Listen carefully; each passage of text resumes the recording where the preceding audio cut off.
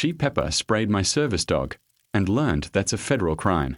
After years of military service overseas, all I wanted was a quiet place to come home to.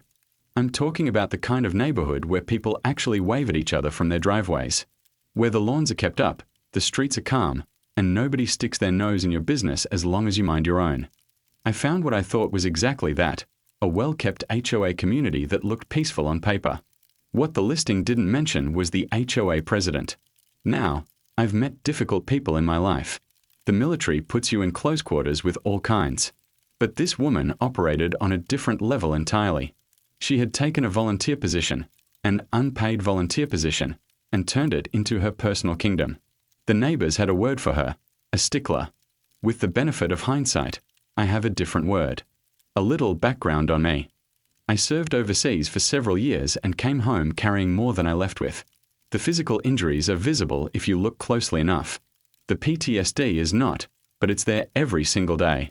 Loud noises, crowds, sudden movements, they can send me to a bad place fast. Some days I manage fine. Others are a real fight. My service dog is what keeps me steady. He's a German Shepherd, professionally trained and ADA compliant. He wakes me from nightmares. He grounds me when I freeze up in public.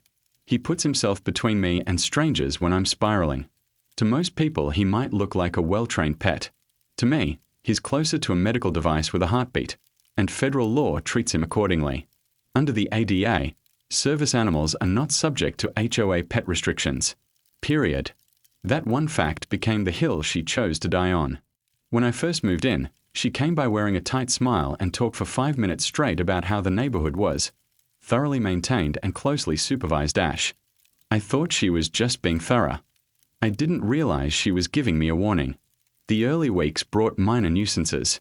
A note about my trash can being visible from the street. A reminder that holiday decorations had to come down within 14 days. Annoying, but manageable. I let it go.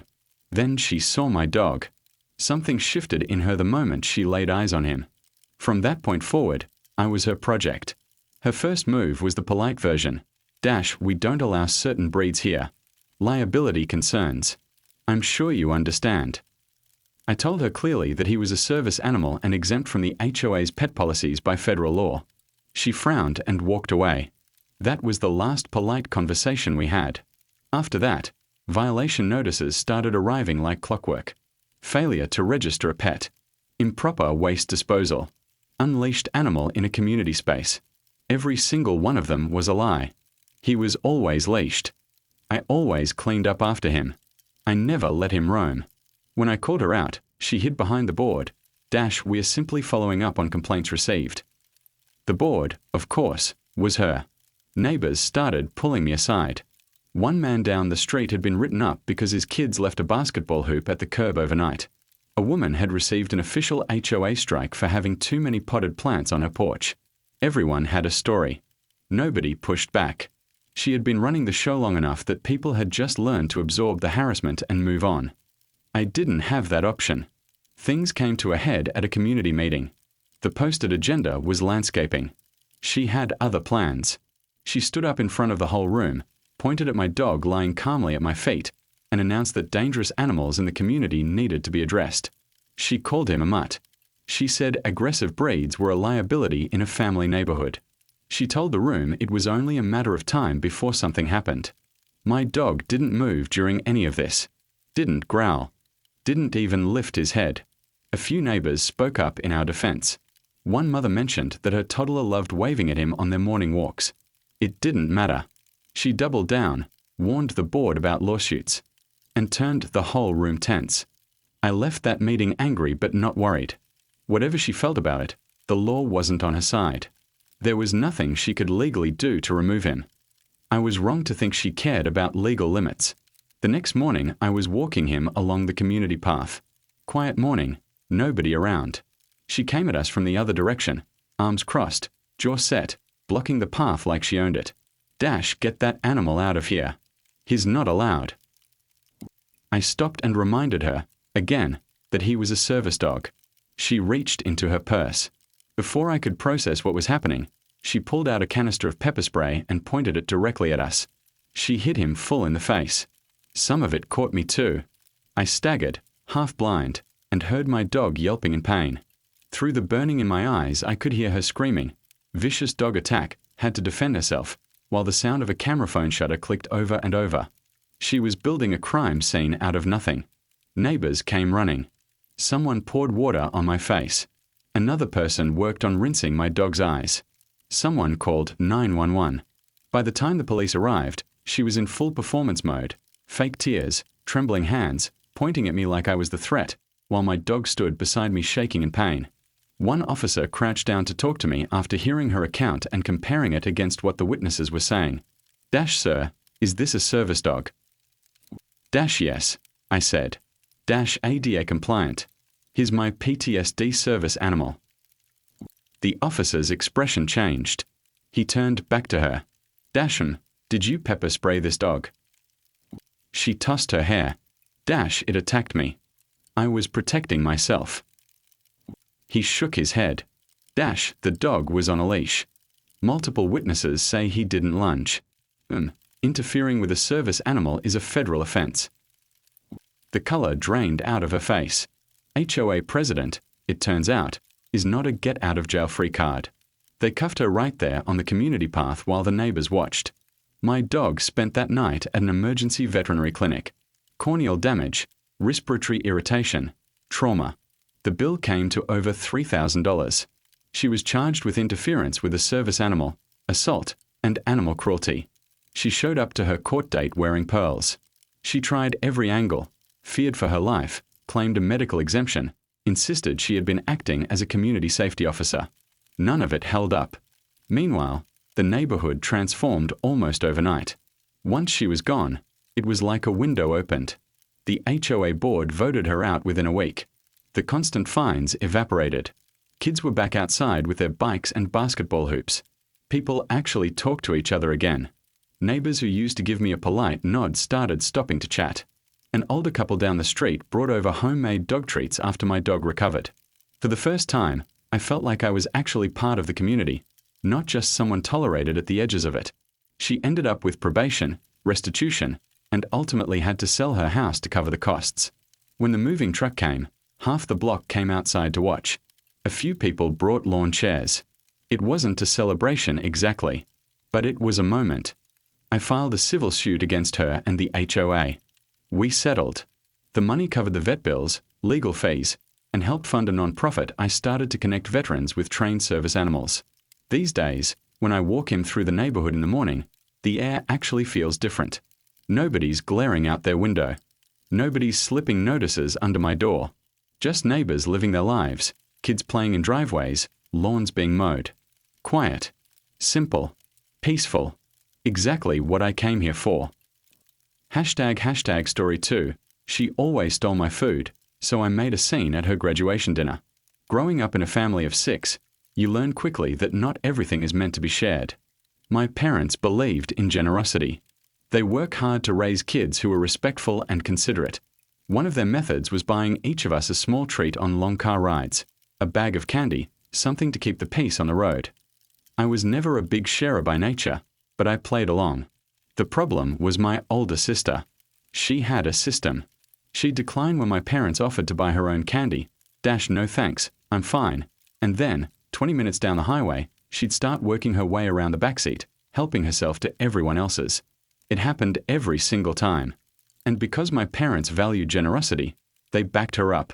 If I refused to hand over my candy, I was the one being selfish. I tried everything. I'd warn her ahead of time at the store. I'd hide the bag. I'd angle my body away on the seat. Didn't matter.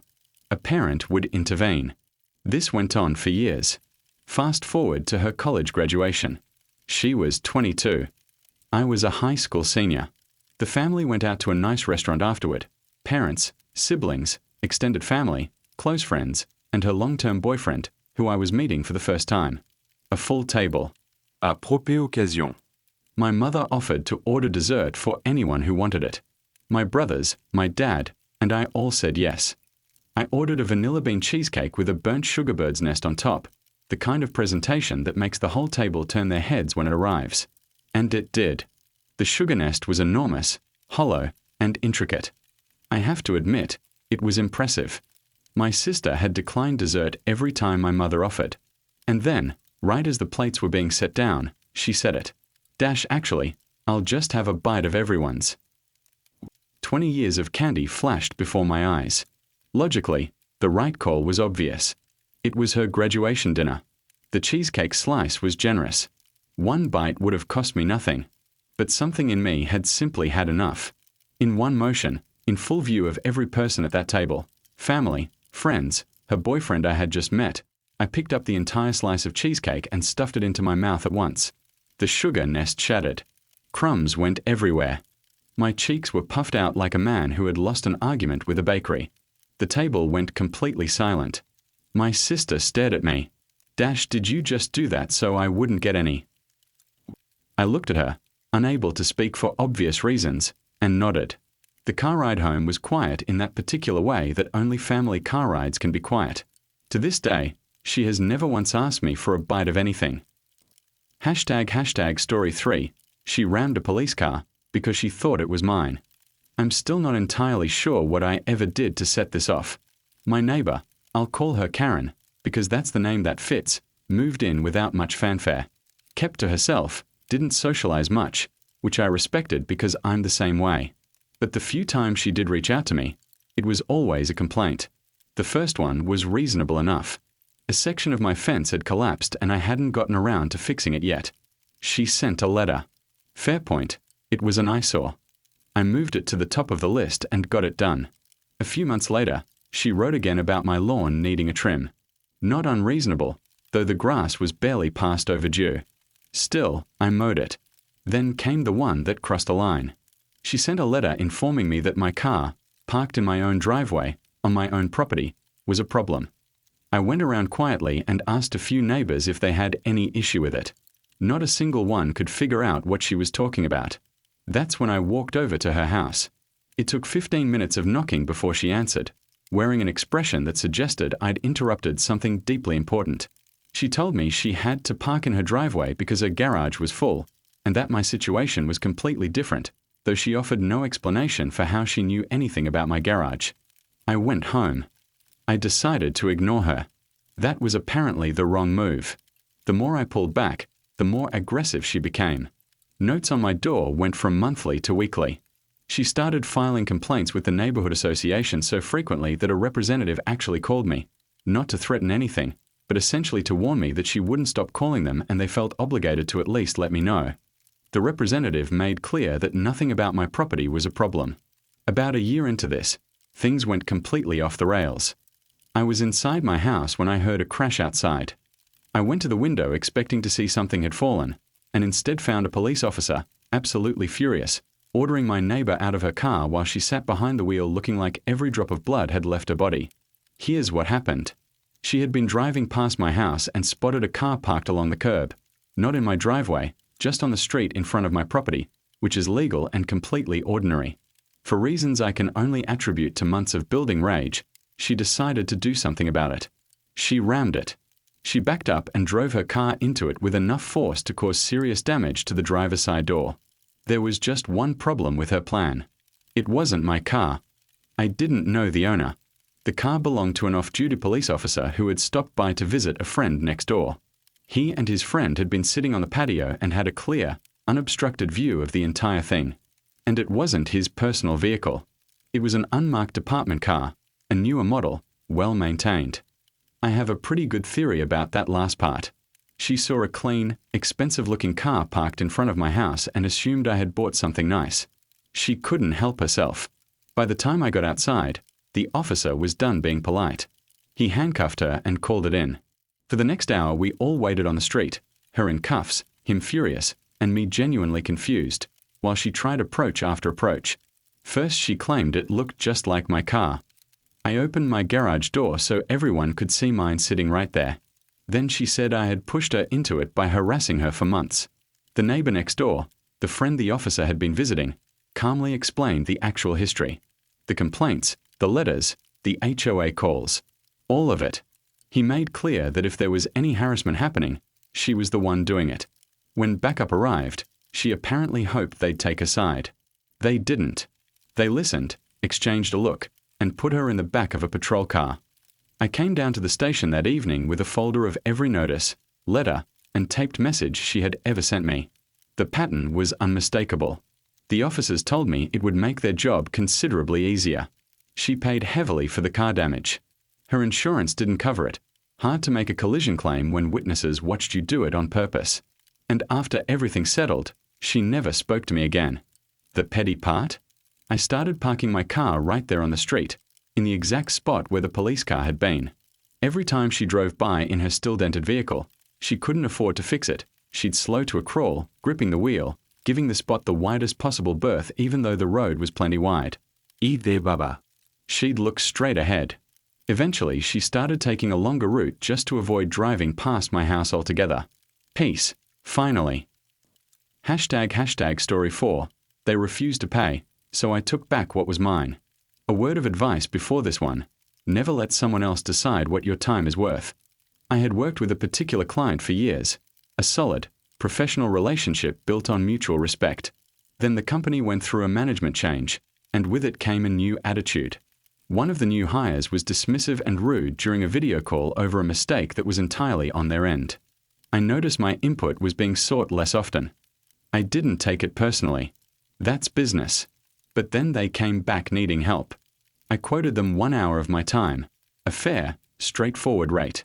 They pushed back. They questioned how I tracked my hours, where my time was going, whether the fee was justified. Over 1 hour of work. I stopped responding. Over the next 2 months, I received 1 or 2 follow-up emails every week and at least 5 voicemails. Eventually they gave in and asked me to send the invoice. I didn't. They found my social media profiles and reached out there. I blocked them. Then I sent them a separate invoice for an annual recurring fee they owed, a standing contract obligation. I made clear that non-payment would result in revocation of their license. They refused to pay that too, but continued pleading about the original matter. I said nothing. Today I revoked the license. They still have their original problem, and now they have a new one. The math here isn't complicated. They spent months of back and forth, emails, calls, follow-ups, escalations, fighting over a fee that would have taken less than an hour to resolve. The time they wasted pursuing me cost them far more than what they refused to pay. To the person at that company who started all of this, I hope this finds you well, Amanda. Thanks for reading. If these stories resonated with you, there's plenty more where they came from.